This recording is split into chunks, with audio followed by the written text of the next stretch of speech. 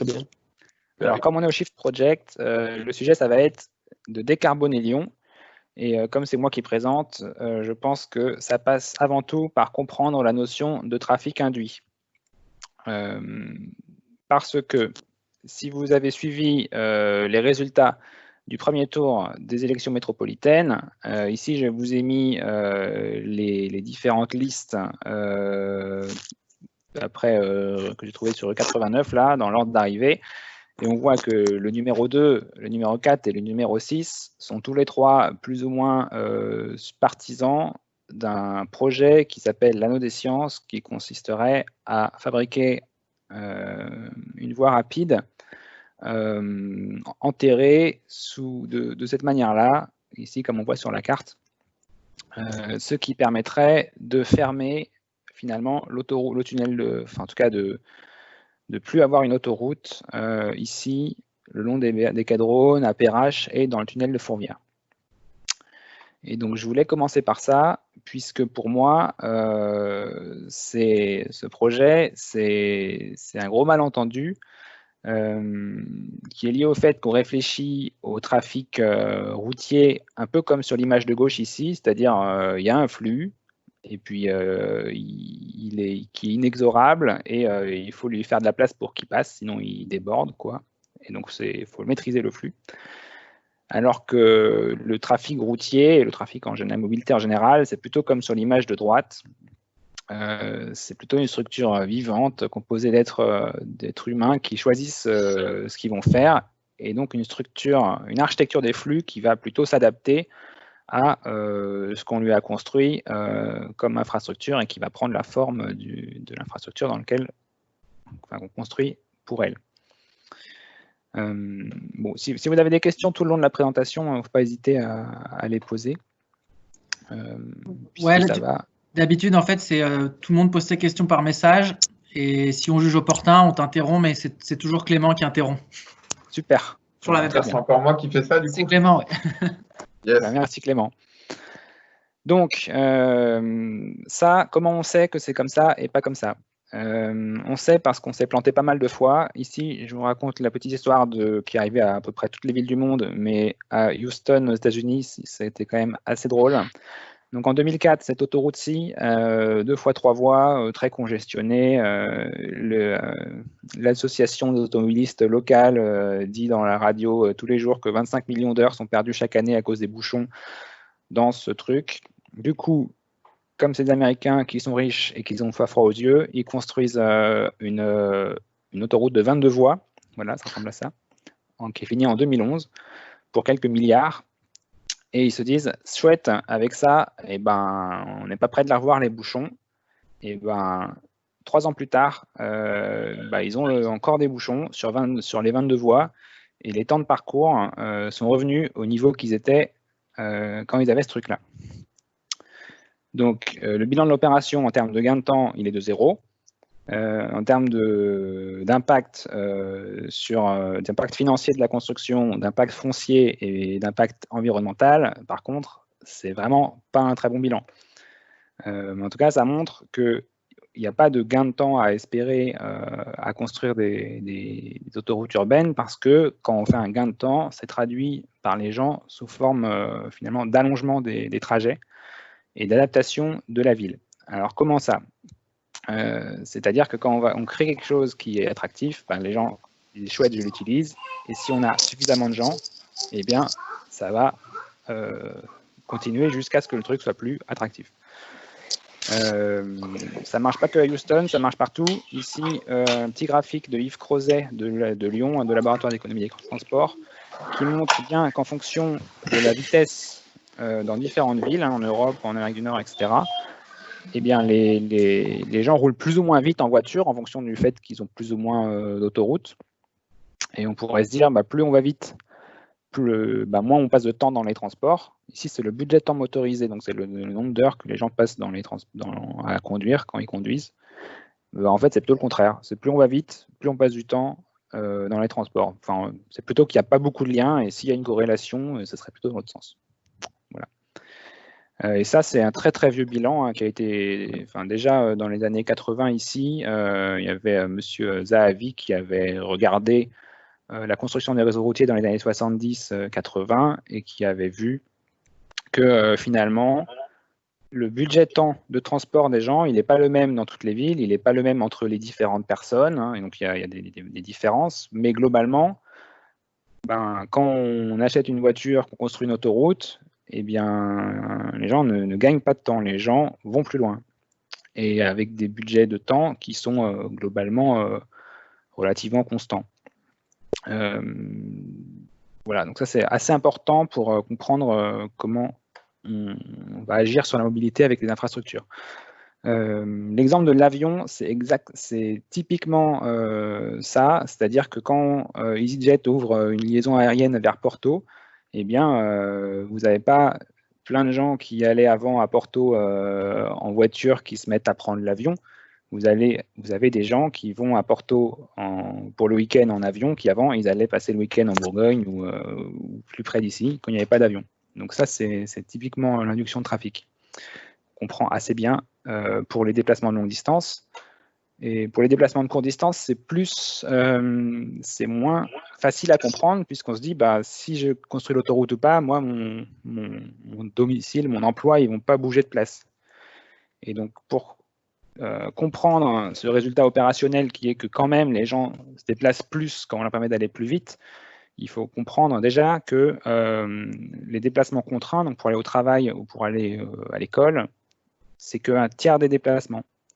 Ici, c'est pour Lyon en 2016 d'après l'enquête Grand Territoire. Et vous avez un tiers des déplacements qui est plutôt du loisir ou des achats, où là, vous êtes plus ou moins libre d'aller où vous voulez. Et encore un autre tiers qui est plus ou moins contraint, ça dépend de ce qu'on met dans ces déplacements-là. Et donc ces déplacements en jaune, là, ici par exemple, aller au cinéma, ici j'habite à Vénissieux, je veux aller voir Star Wars, il passe à Vénissieux à 14h30, sinon je peux aller le voir à Confluence à 16h25, où je pourrais y aller en voiture parce que c'est loin, alors que si je vais à Vénissieux, je peux y aller en vélo. Et si je veux aller à Bron à 17h30, je peux prendre ma voiture aussi. Donc on voit qu'en fait, on voit bien ici un cas où le choix de mode, le choix d'activité et le choix de distance sont pas du tout contraints. Et c'est typiquement un cas où il pourrait y avoir de l'induction de trafic si on construit une autoroute qui permet d'aller pour un temps raisonnable, aller au multiplex à l'autre bout de la ville. Voilà. Et donc, ça, c'est quelque chose qui fait que l'induction de trafic, pour une partie d'entre elles, tout ce qui était en jaune sur le graphique de tout à l'heure, elle est quasiment instantanée. Dès qu'on ouvre le truc, il y a un tiers de déplacements qui peuvent varier. Et même pour l'autre tiers qui ne varie pas, en général, on dit, mais la ville, elle ne va pas bouger comme ça, elle ne va pas bouger si vite que ça. Parce que effectivement, les bâtiments, en moyenne, c'est quelque chose comme 2% de nouveaux bâtiments qui sont construits chaque année, donc c'est pas énorme. Mais il n'empêche que les choses ne bougent pas seulement par les nouveaux bâtiments, mais chaque année, il y a 20% des entreprises qui se déplacent, soit qu'elles sont créées, fermées ou avec un déménagement. Il y a 15% des emplois qui se déplacent, il y a 10% des ménages qui changent de logement, et il y a 5-10% de vacances des locaux commerciaux. C'est-à-dire, c'est encore une marge de manœuvre qui permet finalement à une boulangerie, si je construis une gare, elle va aller devant la gare pour aller attraper le flux piéton. Si je construis une autoroute, elle va aller sur un hangar au bord de l'autoroute en utilisant toutes ces marges de manœuvre-là qui, cumulées, font que finalement, les déplacements contraints aussi, en 3-4 ans, vous pouvez avoir un changement de comportement de mobilité assez important. Si vous créez une modification très importante, comme le cas de l'autoroute dont on parlait tout à l'heure. Parce qu'évidemment, si vous faites juste une petite modification d'infrastructure, vous n'aurez pas une grosse modification des comportements par derrière. Et donc ça sur des années, des décennies, ça explique pourquoi Lyon ici, 1,9 million d'habitants. En noir, c'est la quantité de voies rapides qu'on a. Et il y a beaucoup de gens qui disent oui, pour Lyon, voilà, il y a un contournement à l'est, il devrait y avoir aussi un contournement à l'ouest. C'est nécessaire pour notre activité économique, pour les camions, parce que les villes elles ont une rocade, enfin voilà, plein d'arguments comme ça. Sauf qu'en fait, les villes elles peuvent fonctionner vraiment en plein de manières différentes. Il n'y a pas que le réseau autoroutier, il y a aussi le réseau routier. Voilà, ici, on a Hambourg qui a 3,2 millions d'habitants, à la même échelle exactement. En noir, les autoroutes. Bon, on voit qu'il y a beaucoup moins d'autoroutes, il n'y a pas de contournement, et ça n'empêche pas du tout Hambourg d'être l'une des villes, des métropoles les plus riches d'Allemagne où il y a le moins de chômage, justement parce que, à cause de cette latitude à s'organiser d'une manière ou d'une autre, on peut avoir différentes formes de métropoles qui fonctionnent bien, qui s'appuient plus ou moins sur le réseau autoroutier. Voilà.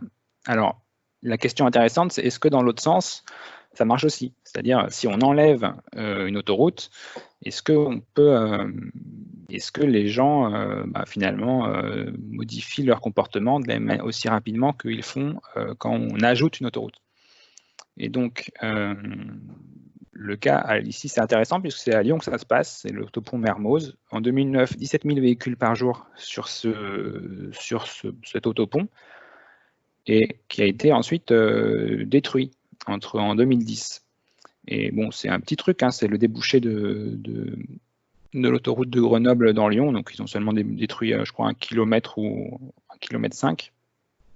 Et pourtant, ça a suffi pour qu'en 2011, on ne trouve plus que 11 500 véhicules jour sur cet axe, donc c'est-à-dire 33% de voitures en moins, alors qu'on a enlevé juste un tout petit bout qui ne change pas énormément les comportements.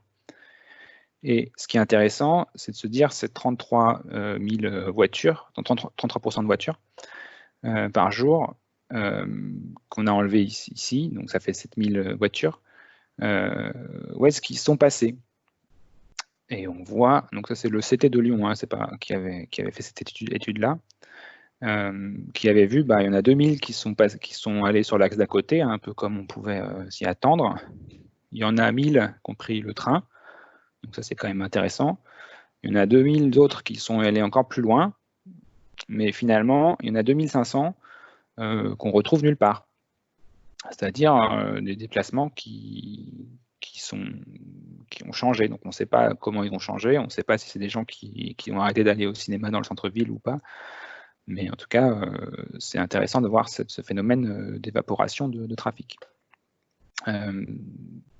Si on regarde sur des projets plus ambitieux, comme ici à Séoul en 2008, ils avaient une autoroute, donc une énorme autoroute qui passe en plein centre-ville sur 6 km de long avec 160 000 véhicules jour. Donc c'est encore plus que ce qu'on a nous sur la 6 A7.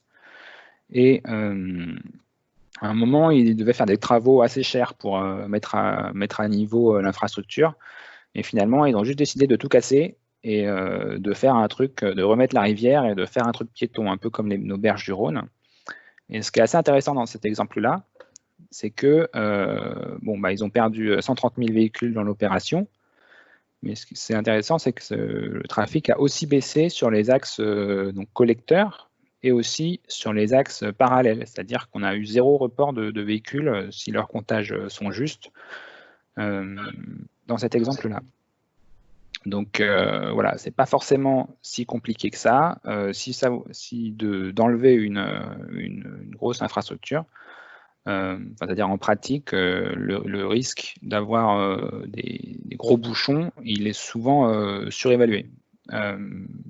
Difficile à dire exactement à l'avance, mais en tout cas, ici, il y a Paul Lecroart de l'Agence d'urbanisme de Paris qui fait pas mal de résumés de cas sur les différentes villes où on a enlevé des infrastructures routières.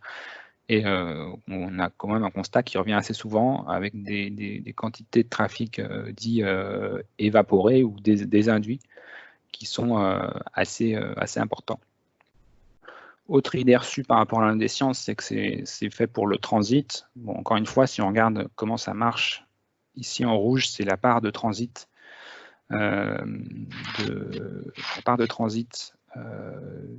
et en jaune, c'est les déplacements qui sont plutôt liés à la métropole. En 2018, on voit que le transit, c'est à peu près 15% du trafic sur Fourvière. Donc, c'est-à-dire que la majorité passe déjà par la rocade est, où c'est quasiment 30% du flux. Mais c'est aussi que voilà, faut pas du tout négliger le phénomène d'induction de trafic qui va porter sur les 85%, qui sera finalement beaucoup plus important quantitativement que ce qui peut se passer sur les petits 15% de transit. Et à supposer qu'il n'y ait pas d'induction de trafic pour le transit, ce qui est aussi relativement faux, puisque la longue distance, c'est comme la courte distance. Si les gens qui vont, si les Parisiens qui vont à Marseille, ils perdent 2 heures à Lyon le 15 août, ils vont peut-être être plus tentés de prendre le TGV, plutôt que si ça passe fluide et le TGV, on a une chance sur 2 d'arriver avec 2 heures de retard, quoi. Voilà. Sur le fret, c'est assez impressionnant de voir à quel point plus on a développé à chaque autoroute et contournement qu'on a construit de Montpellier ou de Perpignan, etc., à chaque fois on a perdu des trains de fret sur Rungis, Espagne. Voilà. Donc ça c'était pour la note des sciences.